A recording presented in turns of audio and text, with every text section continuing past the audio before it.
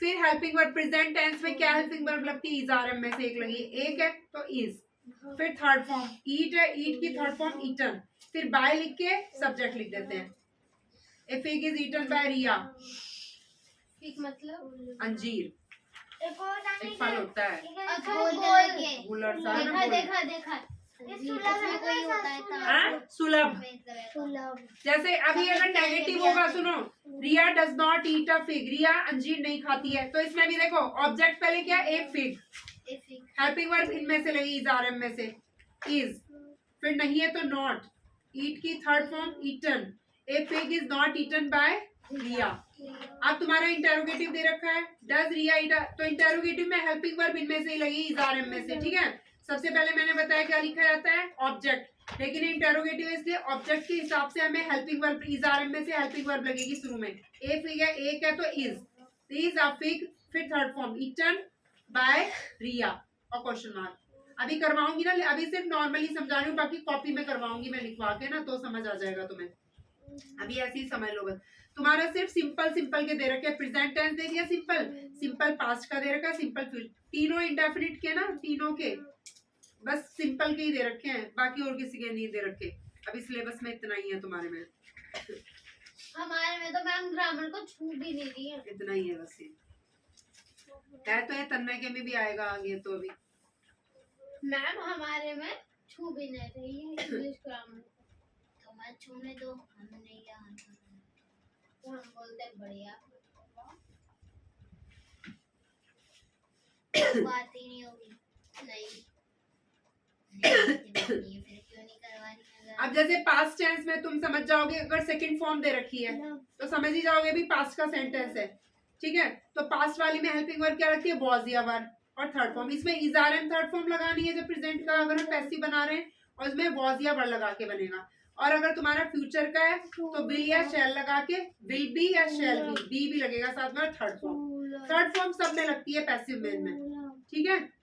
अपनी नोटबुक में सेंटेंस लिखना, फिर मैं बताऊंगी। पहले तो ये रूल आना चाहिए, फेयर कॉपी है मैथ्स की, वो ग्रामर की, निकालो, उसमें रूल लिखवाती हूँ पहले। मैं भी, हाँ निकालो। वो वाली है फेयर जिसमें आप वो करवा, जिसमें रूल लिखते हैं वही वाली निकालो ना। हाँ रूल वाली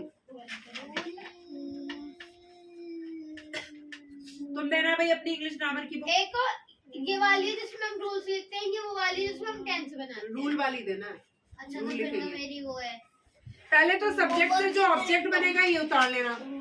लाओ नहीं लाए, कोई बात नहीं, कल ले आना है, कल या नहीं परसों, तब तो छुट्टी रहेगी। अभी देखो यहाँ छुट्टी रेट, हाँ कल संडे है ना। और कितने दिन की है? हाँ कल की छुट्टी और कितने दिन की क्या होगी? परसों की नहीं है। सब्जेक्ट है ये, ऑब्जेक्ट है ये, उतार लो अपनी अपनी नोटबुक में। ये सब्जेक्ट है, देखो आई, आई का ऑब्जेक्ट क्या बनता है, मी, बी का अस, ऐसे करके यहाँ तक उतारना है। अभी इतना उतार लो पहले, लो। सुंदरता इतना सुंदरता कि सब देखते रहते हैं। हाँ कोई नहीं देखेगा, सब देखेंगे, इधर रख दे, ना छूट जाओ बाबू, अब याद कर लो। इधर रख, फिर थोड़ा दूसरा सब्जेक्ट में भी काम करना है हमें।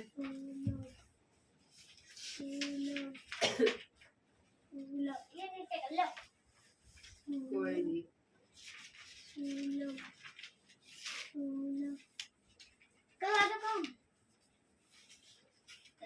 मैं ये वर्ड की डिक्टेशन ले लूंगी, वर्ड की अभी फिलहाल।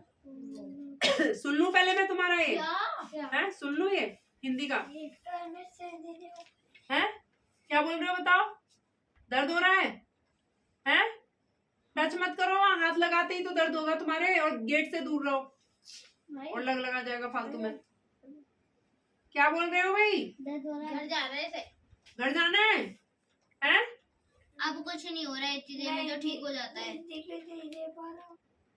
कोई बात नहीं, याद कर लेना लेटे लेटे, है ना। नहीं देना तो लाओ, तुम दो, ये देगा। मैथ का कैसे कर लोगे जब हिंदी का नहीं लिखा है, तो मैथ का कैसे लिखा जाएगा? हिंदी भी करना है, मैथ नहीं करवाना मुझे, याद करना पड़ेगा ना, इसलिए जोर पड़ रहा है।